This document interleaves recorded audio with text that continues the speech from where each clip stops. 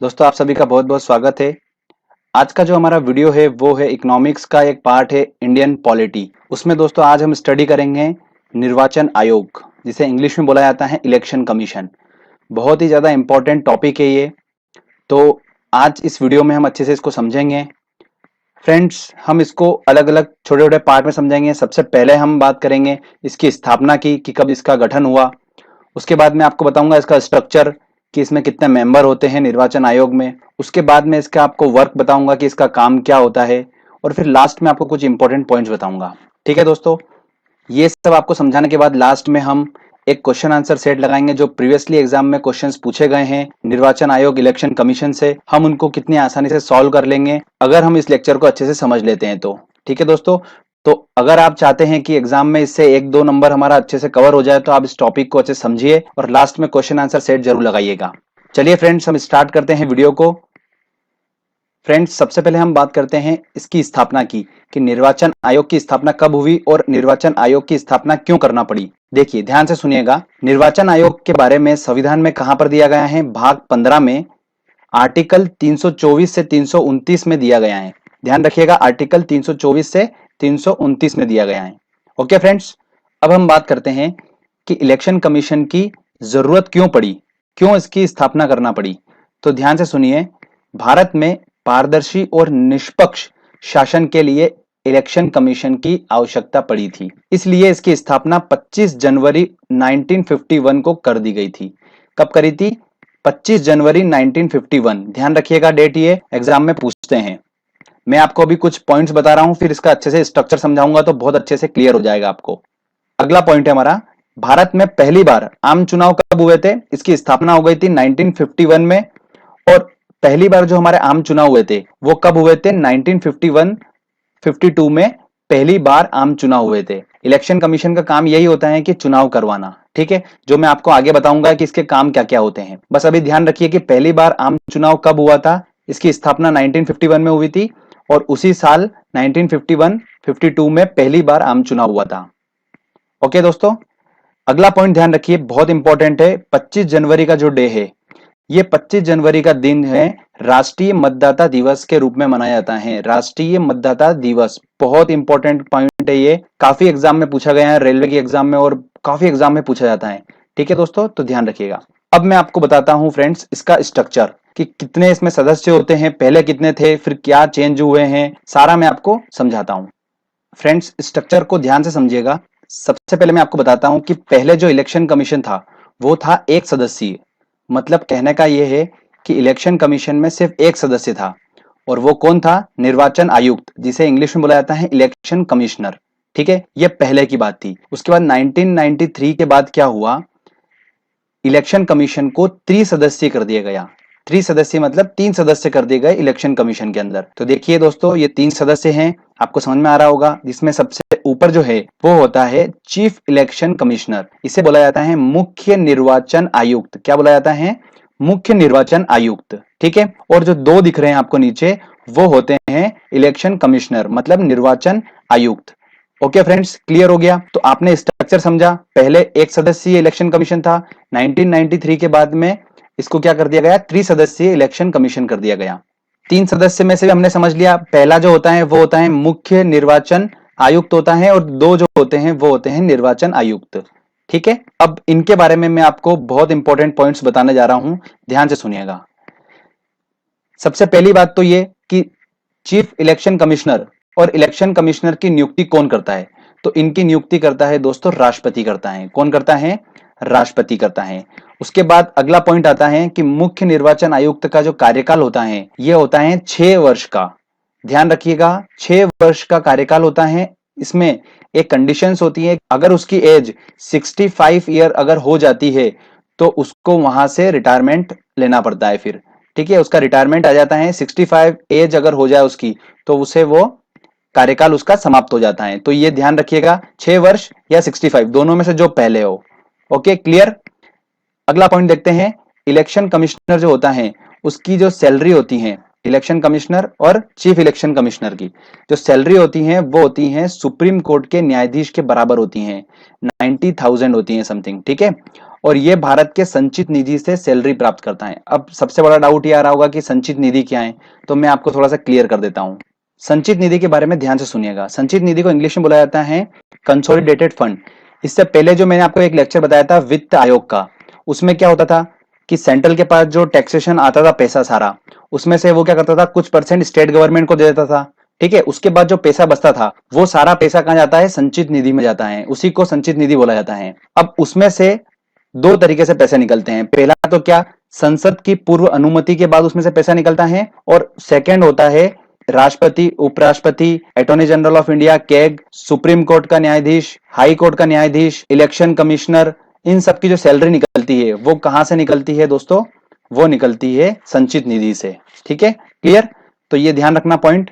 अगला पॉइंट आता है हमारा, इलेक्शन कमीशन की शपथ का भारत के संविधान के अनुसूची 3 में बताया गया है। मैंने आपको बताया था एससी की शपथ लेकर, आपको मैंने अनुसूची के पहले ट्रिक बता रखी है, तो एससी की शपथ लेकर, शपथ तीसरे नंबर पे आता है, तो मैंने आपको पहले ही क्लियर कर चुका हूं। ठीक है, ट्रिक में तो आप आसानी से उसको देख के समझ सकते हैं। तो अनुसूची 3 में इनकी शपथ के बारे में उल्लेख किया गया है। तो बहुत इंपॉर्टेंट पॉइंट्स ये है, इन सबको ध्यान रखना है आपको। चलिए आगे मैं और इंपॉर्टेंट पॉइंट्स बताता हूं आपको मैं। हम बात करते हैं अब इलेक्शन कमीशन के वर्क की, जो कि इनसे क्वेश्चंस बनता है, तो ध्यान से सुनिए।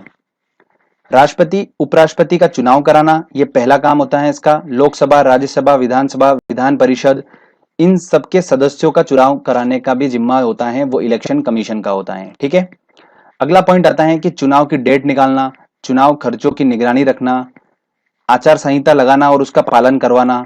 ठीक है, निष्पक्ष एवं पारदर्शी चुनाव करवाना, ये जिम्मेदारी भी किसकी होती है, इलेक्शन कमीशन की होती है।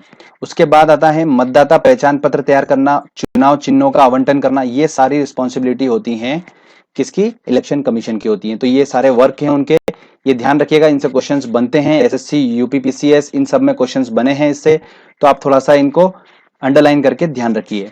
चलिए आगे हम अब बात करते हैं निर्वाचन आयोग के कुछ इंपॉर्टेंट पॉइंट्स बताता हूं आपको मैं। सबसे पहले बताता हूं कि जो पहले इलेक्शन कमिश्नर थे, निर्वाचन आयुक्त, 1951 में इसका गठन हुआ था। तब जो पहले निर्वाचन आयुक्त थे वो कौन थे, सुकुमार सुन थे। ठीक है, ऐसे ध्यान रखिए, सुकुमार सुन। क्लियर बात? अब आगे ध्यान रखिए, वर्तमान में जो 20वें चीफ इलेक्शन कमिश्नर है, ठीक है, वो कौन है, नसीम जेड्डी है। कौन है, नसीम जेड्डी। इसको एनजेड से भी आप ध्यान रख सकते हैं। अब क्वेश्चन ये बनता है कि ये तो सबको पता होता है कि नसीम जेड्डी है, पर ये किसकी जगह पर बने, तो ये बने हैं हरिशंकर ब्रह्मा की जगह इन्होंने ली है। तो ये 19वें थे, और नसीम जेड्डी जो हैं वो कौन से हैं, 20वें चीफ इलेक्शन कमिश्नर हैं। ये तो हम हो गए हमारे पहले चीफ इलेक्शन कमिश्नर, और दो होते हैं हमको पता है इलेक्शन कमिश्नर, वो कौन कौन हो गए, अचल कुमार और ओम प्रकाश रावत हैं अभी, तो ये भी ध्यान रखिए। अगला है, बहुत इंपॉर्टेंट है, देश की एकमात्र महिला चीफ इलेक्शन कमिश्नर कौन थी, तो वो थी वीएस रमा देवी। कौन थी दोस्तों, वीएस रमा देवी। बहुत इंपॉर्टेंट है, ध्यान रखिएगा इसको। चलिए अब मैं आपको सबसे इंपॉर्टेंट पॉइंट बता रहा हूं इसका, वो बहुत पूछा जाता है क्वेश्चन एग्जाम में, तो ध्यान से सुनिए। पहले मतदान करने की अनिवार्य आयु जो थी वो थी 21 वर्ष। कितनी थी, 21 वर्ष अनिवार्य आयु थी, उसके बाद ही आप मतदान कर सकते थे। क्या हुआ दोस्तों, 61वें संविधान संशोधन अधिनियम 1988 के तहत इसमें क्या हुआ, ये 21 वर्ष की आयु घटाकर कितनी कर दी गई, 18 वर्ष कर दी गई, और 1989 में इसे लागू कर दिया गया, और 1989 से ये 21 वर्ष की जगह क्या हो गई दोस्तों, ये 18 वर्ष हो गई। तो ये बहुत इंपॉर्टेंट है, इसको ध्यान रखना है, इससे काफी एग्जाम में क्वेश्चंस बनते हैं, और हो सकता है कि आने वाली एग्जामों में आपको ये क्वेश्चंस देखने को मिलेगा। तो बहुत इंपॉर्टेंट पॉइंट है ये, मैंने आपको स्पेशली अंडरलाइन करके बताया है। एक और चीज ध्यान से सुनिए, जो हम वोट देते हैं, वोट देने के बाद जो हमारी उंगली पे स्याही लगाई जाती है, उस स्याही का जो नाम होता है वो होता है सिल्वर नाइट्रेट। क्या होता है वो, सिल्वर नाइट्रेट होता है। तो ये भी क्वेश्चन एग्जाम में बनता है, ये केमिस्ट्री का क्वेश्चन है एक, बट ये टॉपिक हम पढ़ रहे हैं तो इससे रिलेटेड है, तो मैंने आपको क्लियर कर दिया। अब लास्ट हमारा टॉपिक बचता है, वो है ईवीएम। ईवीएम क्या होता है, आजकल बहुत चर्चा में है, हम सभी न्यूज देखते हैं, तो हम सभी इसको समझना बहुत जरूरी है। ईवीएम होता है दोस्तों इलेक्ट्रॉनिक वोटिंग मशीन। ठीक है, हम सभी ने देखा है, आप सभी ने वोट भी दिया होगा, तो आपको आइडिया है कि किस तरीके से वर्क करता है। तो ईवीएम का सबसे पहले यूज जो हुआ था वो कहां पर हुआ था, सबसे पहले इसका यूज हुआ था केरल में, पारूर एक वहां पर जगह है, वहां पर 50 बूथ पर इसका यूज किया गया था 1982 में। पहली बार कहां पर यूज हुआ था, केरल में। उसके बाद 1998 में मध्य प्रदेश में 5 विधानसभा में, राजस्थान में 5 विधानसभा में और दिल्ली में 6 विधानसभा में इसका यूज किया गया। बट अभी तक कंप्लीटली इसका यूज नहीं करा था, सिर्फ टेस्टिंग हो रही थी। मतलब कैसे कि 5 विधानसभा पे इसका यूज कर लिया, पूरे मध्य प्रदेश में इसका यूज नहीं करा था। फाइनली अगर बात करते हैं हम पूरे स्टेट की, तो वो कौन सा है? देखिए, संपूर्ण चुनाव ईवीएम से कराने वाला पहला राज्य कौन सा था? गोवा था। और ये कब हुआ था? 1999 में हुआ था। तो ये भी क्वेश्चन एग्जाम में बनता है। अगर पूरे राज्य की बात करें जहां पर ईवीएम से चुनाव हुआ है, तो वो सबसे पहले कहां पर हुआ था? गोवा में हुआ था। अगर सबसे पहले अगर बात करें कहां पर हुआ था, तो वो हुआ था केरल में। ठीक है। और एग्जाम में क्वेश्चंस तो वैसे ये डेट जो होती है वो दी थी 1998 दी जाती है, तो हमको वो भी ध्यान रखना है। ठीक है, चलिए अब दोस्तों हमने अच्छे से पूरा समझ लिया, आपको मैंने सारा इंफॉर्मेशन बता दिया। इससे आउट क्वेश्चन नहीं जाएगा, बिल्कुल भी नहीं जाएगा, आप टेंशन फ्री रहो। जितना मैंने बताया बस उसको आप समझो अच्छे से, उसको याद करो, आप आसानी से समझ जाएंगे तो आपको डिफिकल्टी बिल्कुल भी नहीं होगी क्वेश्चन लगाने में। चलिए अब मैं आपको क्वेश्चन लगाता हूं और हम देखते हैं कितने क्वेश्चन सॉल्व कर पा रहे हैं। आप फटाफट क्वेश्चन सारे सॉल्व कर लेंगे। दोस्तों हमारा पहला क्वेश्चन है, भारतीय संविधान के किस अनुच्छेद में निर्वाचन आयोग का वर्णन किया गया है? देखिए कौन सा अनुच्छेद में बताया था मैंने आपको, 324 से 329, तो इसका आंसर लगेगा बी आंसर। अगला क्वेश्चन है हमारा, भारत में निर्वाचन सूची तैयार करने का जिम्मेदारी किसकी होती है? तो निर्वाचन सूची तैयार करना मैंने आपको बताया था उसके कार्य में, तो किसकी होती है? निर्वाचन आयोग की होती है, तो इसका आंसर लगेगा ए आंसर। इलेक्शन कमीशन की होती है। निर्वाचन आयोग मतलब इलेक्शन कमीशन का चेयरमैन कौन होता है? मुख्य निर्वाचन आयुक्त मतलब चीफ इलेक्शन कमिश्नर होता है, तो आंसर लगेगा इसका डी आंसर। ठीक है, चलिए आगे और इंपॉर्टेंट क्वेश्चन देखते हैं हम। अगला हमारा क्वेश्चन है दोस्तों, भारत के मुख्य निर्वाचन आयुक्त की नियुक्ति कौन करता है? चीफ इलेक्शन कमिश्नर की नियुक्ति कौन करता है? तो वो करता है राष्ट्रपति जी, तो आंसर लगेगा इसका सी आंसर। भारत में प्रथम आम चुनाव किस वर्ष में हुए थे? तो जब इसका गठन हुआ था तभी हुए थे, तो 1951 में इसका गठन हुआ था, तो 1951 से 1952 में आम चुनाव हुए थे, तो आंसर इसका लगेगा बी आंसर। भारतीय निर्वाचन आयोग ने 2010 में अपनी कौन सी जयंती बनाई? देखिए थोड़ा ध्यान रखिएगा, स्वर्ण जयंती उसने बनाई थी, तो इसका आंसर होगा बी। ठीक है, नोट डाउन कर लीजिएगा। चलिए आगे और इंपॉर्टेंट देखते हैं हम क्वेश्चन। अगला क्वेश्चन है, पार्लियामेंट द्वारा दिसंबर 1989 में निर्मित कानून के अनुसार एक नागरिक के वयस्क होने की कानूनी आयु क्या है? तो मैंने आपको बताया था 21 वर्ष पहले थी, उसको घटाकर क्या कर दी गई थी? 18 वर्ष। 18 वर्ष एक नागरिक की वयस्क आयु मानी जाती है, मतलब चुनाव में वोट देने का अधिकार उसको मिल जाता है, तो इसका आंसर होगा डी आंसर। भारत का प्रथम चुनाव आयुक्त कौन था? देखिए इलेक्शन कमिश्नर कौन था? तो वो थे सुकुमार सेन, तो इसका आंसर लगेगा डी आंसर। भारत में मतदान की आयु सीमा को 21 से घटाकर 18 वर्ष कर दिया गया, ये कब हुआ था? तो ये हुआ था 1989 में, तो इसका आंसर लगेगा बी आंसर। ठीक है दोस्तों, अगला क्वेश्चन है हमारा, भारत में निर्वाचन आयोग का कार्य क्या है? देखिए संसद एवं राज्य विधानमंडलों के सभी चुनाव कराना, बिल्कुल ये तो है ही सही, पहला तो सही है।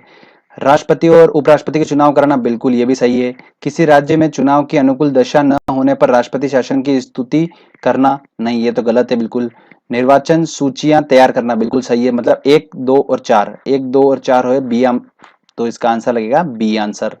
ठीक है, अगला क्वेश्चन है, मत देने का अधिकार किस आयु पर मिलता है? तो 18 वर्ष होता है, तो इसका आंसर लगेगा डी आंसर।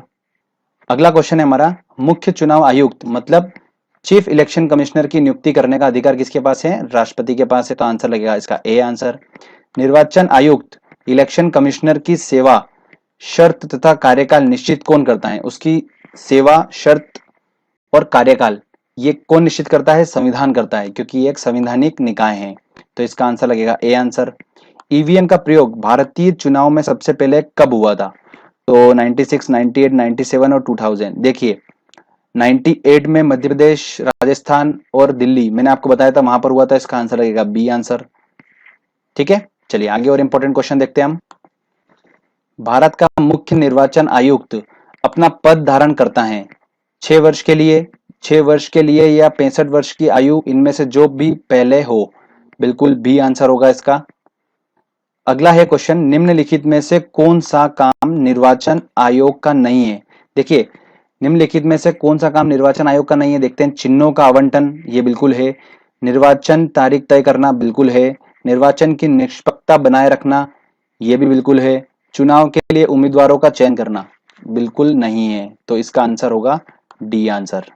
ठीक है, देखिए 2000 एसएससी 2012 का क्वेश्चन था ये, तो हमने आसानी से सॉल्व कर लिया। तो फ्रेंड्स देखिए, आपने अच्छे से समझा टॉपिक को, तो आसानी से क्वेश्चंस हमारे सारे सॉल्व हो गए हैं। हमने टेस्ट लगा लिया है और सारे क्वेश्चन हमने सॉल्व करे हैं। इससे टॉपिक से अगर क्वेश्चन आएगा तो आप डेफिनेटली सही क्वेश्चन बिल्कुल क्लिक। स्वागत है आपके अपने चैनल ट्रिकी ट्रिपल एम पे। अगर आपको हमारी वीडियो अच्छी लगती है तो प्लीज़ इसे लाइक करें, शेयर करें। अगर अच्छी लगती है और अगर आपको कुछ अपने रिव्यूज़ देने हैं तो प्लीज़ कमेंट करें।